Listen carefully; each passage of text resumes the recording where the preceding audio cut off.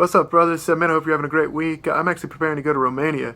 So this coming Wednesday, the whole family is going to Romania to do mission work there. This is actually my 9th trip, the first time that I'm taking the whole fam along, and so I'm sharing this partially as a prayer request.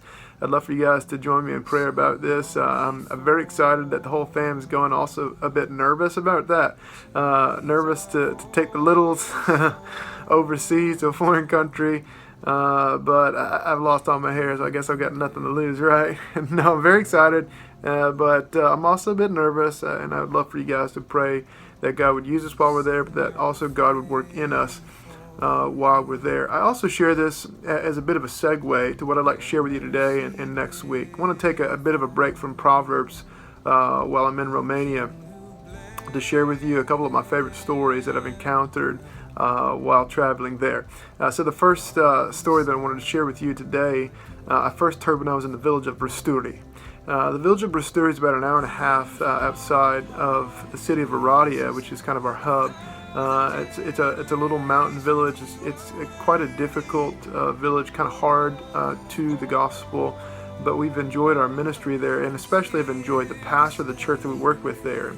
One particular afternoon, I was walking with this pastor through the village, and we came actually near his house. And when we came near his house, he asked if we would like to go in.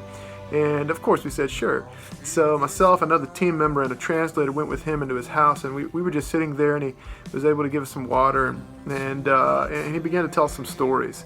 So I knew that this particular pastor was a widower, that he'd lost his wife many years before, but I didn't know any of his story. So he began to unfold a bit of that story, and he told us that before he was ever in ministry, he was in the military, and when he was in the military, he was a believer, but they found out that his wife had a terminal illness, and it was devastating to them. So they sought out, obviously, a number of doctors and specialists, and basically all the specialists came to the conclusion that yes, it was indeed a terminal illness, and that she had probably 6 months to live. When they got that final diagnosis, they got it in Cluj, Romania, and were traveling back with that news just, totally heavy on their heart. They had I think an 8-year-old boy at the time, and they were traveling back to Oradea, and they decided to stop off in the village of Brusturi. They knew that there was a believer there that was strong in her faith, kind of renowned in her faith, an older woman. I think she was in her mid-80s. And so they stopped off to see this woman.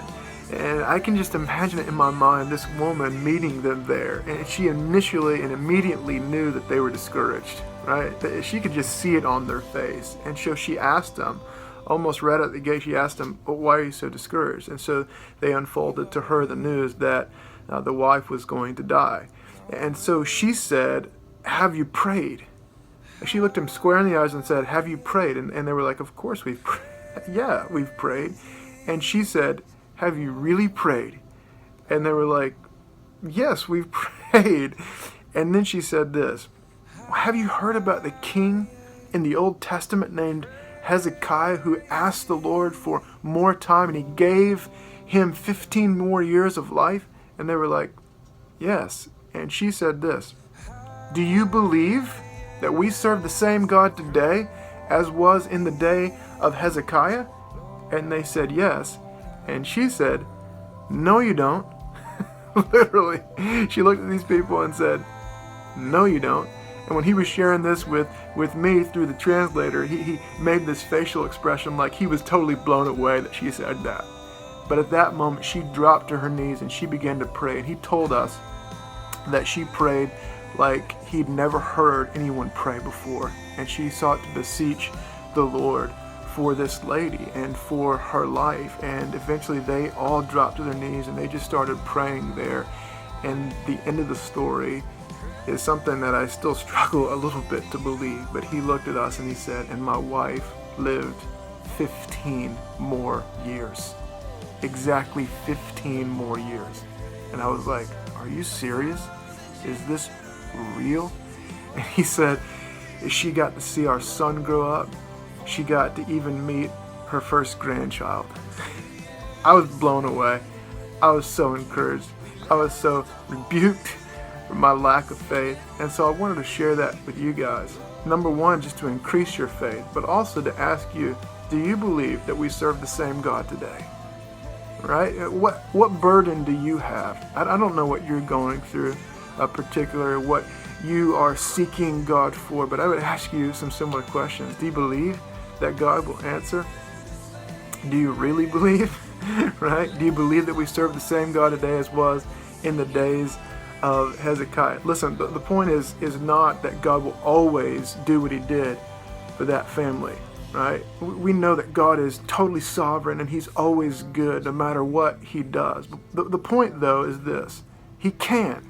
There is nothing that's too hard for God. And so I would encourage you guys, whatever it is that you're burdened about, take it to God in prayer, believing that God is more than capable, more than powerful to answer. And he cares. What a blessing to know that. And if he chooses not to answer it in the way that you think he should, you can trust that as well, knowing that he's always good and his plan is always best. So just consider that today. Check out these questions. My brothers, have a great week and pray for us as we leave next Wednesday to travel over to Romania.